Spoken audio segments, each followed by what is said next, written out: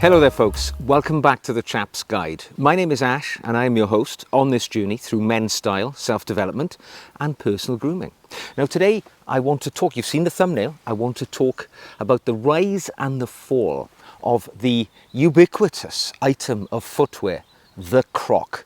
Because recently there have been reports in the news that things are not all well in the ugly shoe trend, which has seemingly been grasping onto the sartorial footwear world for quite a few years now. Crocs are in trouble, and it comes as a surprise to me, because if you look back a few years, it appears, or appeared, I should say now, that Crocs had a stranglehold on the way that people were dressing. I mean, everywhere I went, I saw children wearing Crocs in the street, to school, you name it. Crocs were on the feet of kids. I saw them on adult men as they were going about their daily business. I saw them on women who were going out for an evening to a restaurant for a meal. And I thought to myself, well, this is a nail in the coffin of people who have some dignity in the way that they dress, because this jelly, plastic type, shapeless abomination of footwear seemed to be everywhere, and I'd even heard reports of people wearing them on their wedding day. Such was their love of the Croc. And I guess if we look back at the ascent of the Croc footwear in the world, you know, if we really want to look somewhat close to home, it's not too far ago now, it's the pandemic period when the world really embraced comfort first in the way that we attired ourselves, because people stopped going into the office, they stopped dressing, and I'll say this, you know, hand on heart, I think people stopped dressing with pride in their appearance as their first thought when they put their clothes on. People decided that comfort trumped appearance, and the Croc was in the right place at the right time to cash in on that, because it offered a shoe which was blatantly ugly.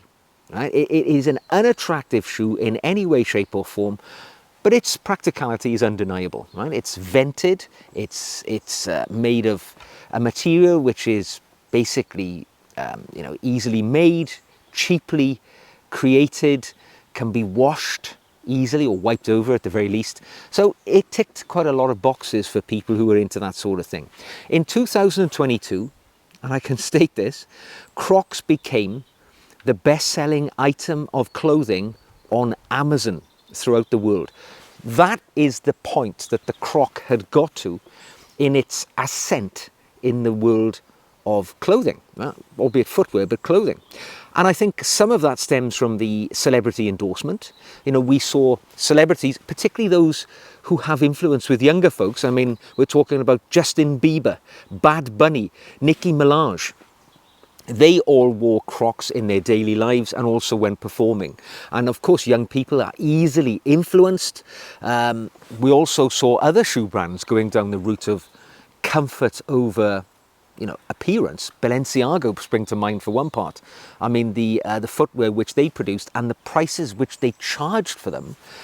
You know, when I looked at those shoes in the retailers in London, it was beyond belief to me that a blatantly inexpensive piece of mostly plastic and foam footwear could sell for in excess of £800 when you could go to a footwear store, you know, a proper man's shop, and buy a pair of Crockett and Jones shoes for less than the price of those Balenciagos, and they would likely last you for the rest of your life, and they would look fantastic, and they would be rugged and more applicable for daily life situations. And I think the celebrities and their wearing of those shoes was something to do with the almost unbelievable explosive growth that Crocs saw. And statistically, I mean, between 2020 and 2023, the revenue of the Crocs company went from 1.39 billion per year to nearly 4 billion a year,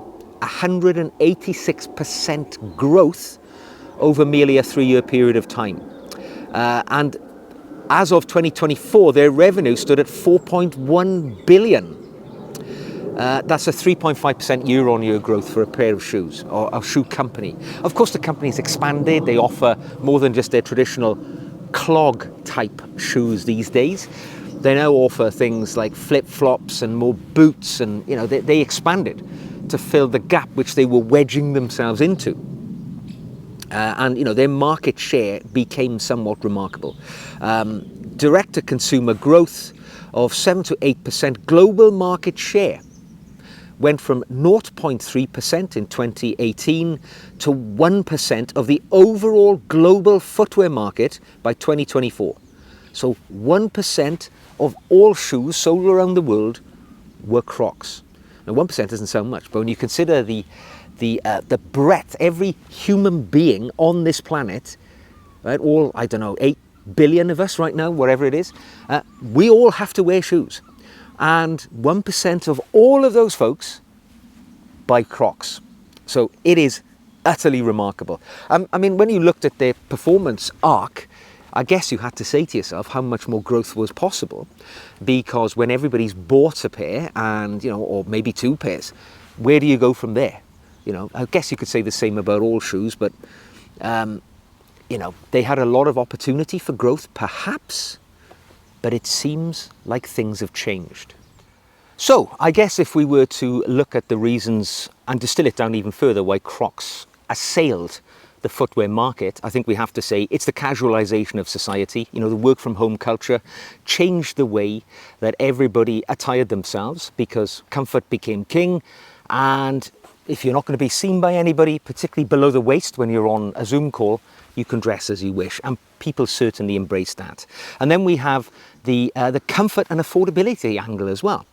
Without a doubt, I mean, it is fair to say, whilst they are visually horrible to look at, they are very comfortable. The foam and the plastic which they're made of offers unrivaled comfort in many degrees, and I think this is why they're favoured by people who spend all day on their feet, people who work in the healthcare industry or in a factory where they have to wear footwear which can be cleaned and sanitized on a regular basis. And I get that entirely. But it's the crossover to daily life where people found them very comfortable just walking around. And the affordability. In the UK, I believe they started around about £35, US around about $50, and that's a shoe which will likely last you 12 months, maybe more if you don't wear it all of the time. Whilst it will lose its visual attractiveness very quickly, I understand why people will perhaps find them very comfortable at a very affordable price point. I mean, it is a bit like wearing carpet slippers every day of your life all of the time, in my opinion. But there we go, we're all different. And of course, there has been a cultural acceptance of the Croc now. In the early days, I think people looked at them and they would have said, what a bloody awful shoe that is. Who's going to wear that around? But as we saw celebrities appropriating them for part of their counterculture, the way that they dress quite often, it became acceptable to the wider population. So people, even, I dread to say it, even middle-aged men I see walking down the street wearing Crocs, and years ago, they would have been the guys wearing more traditional footwear, which complemented their appearance, not detracted from it like the Crocs did. However, not everything is rosy for Crocs. As I earlier mentioned, Crocs sales are very much on the wane. Over the last year, they have seen their sales fall by a full 30%, so a massive reduction in their sales. Now, there are reasons for that on the economic global scale. There are tariffs being imposed on countries around the world which affect what they import, what they export, what people buy, the price to the consumer. But I hope, and I believe, in fact, that there are more traditional reasons for the slump in sales of Crocs. Now, we've talked about enclothed cognition many times here, and that is essentially that the clothing that you wear, that you put onto your body, has a psychological effect on your performance and the outcomes that you will achieve in life. If you wear quality clothing, which makes you feel confident, you are going to approach the world very differently. If you put a nice pair of good quality footwear on, and we'll talk about alternatives to Crocs in a moment, but if you put nice shoes on, you're going to feel, shall I say it, more grown up, more like an adult. If you're a 50-year-old man and you're wearing Crocs around the streets, you need to get a bloody grip of yourself, sir, right? You're not dressing in the way which is age appropriate and correct for a gentleman of your age. And enclosed cognition would provide you a good reason to dress properly, because you will have better outcomes in life. And that is borne out by reams of research. If you wear more formal, more age-appropriate clothing, for instance, a survey of 2,000 men in the US was conducted some years ago, and it showed that men wearing a suit or formal clothing feel 67% more confident, even if they're not really aware of dress codes in life, right? If they're not traditional strong dressers, if they put a suit on, they feel 67% more confident in life than when they don't. You know, is that not reason enough to put decent clothes on? Other research by such august bodies as Yale have shown in the past that men who dress age appropriately and seriously get better outcomes when they have negotiations with people and are perceived as being more capable by all those around them. So a little bit of a takeaway from that is that if you dress better, regardless if it's in formal attire or your footwear or whatever element of your clothing which makes you feel more confident, look more professional amongst other people, it is going to yield a better outcome in your life. Now, fear not, I'm not here just to stick the boot in to Crocs whilst they are, falling down the shoe charts. I'm going to offer you some alternatives if you are currently a Croc wearing gentleman. Now, I hope you're not, because you're watching my channel. But if you are, or shall we say somebody that you know, maybe a son or a friend is a Croc wearing gentleman and they still remain in your orbit of influence, I've got some suggestions that you can perhaps make to them which will elevate them and allow them to enjoy such improvements in enclosed cognition that we all know stem from dressing a little bit better. And some of these alternatives, they are quite painless. Now, they're a little bit more expensive than Crocs, but on the whole, as a pair of Crocs is only going to last you a year or two, right, it's not a good investment anyway, because very quickly they lose their appearance, they start to look a bit shabby and grubby, and really and truly, if you wear them with regularity, they're only going to last a year or so. So investing a little bit more in a pair of shoes, which are going to last year after year, it's a good investment, right? So let's talk about the affordability. Let's put that to one side, right? It's not just about the money. So one of the things you could opt to go for are the vast plethora of loafers, which are becoming more and more popular all the time. The most common being the penny loafer. The little slot at the front is apparently where people used to keep their pennies in years gone by. But penny loafers, ubiquitous in the world of even well-dressed men. Of course, you can have fine leather versions to wear with your suit, but if you're looking for a more casual shoe, which can be worn with your shorts, with your chinos, with your jeans even, you can have these light soles with suede and other materials of loafers, which today are widely available. They're broadly the same price as Crocs, but they are so much more presentable. Even in the height of the summer, as I find myself right now, a pair of those loafers worn with a no-show sock with your shorts, it's going to make you look ultimately 10 times more dapper if you were in that exact same clothing but wearing a pair of Crocs. You look like a grown-up, like a serious gentleman.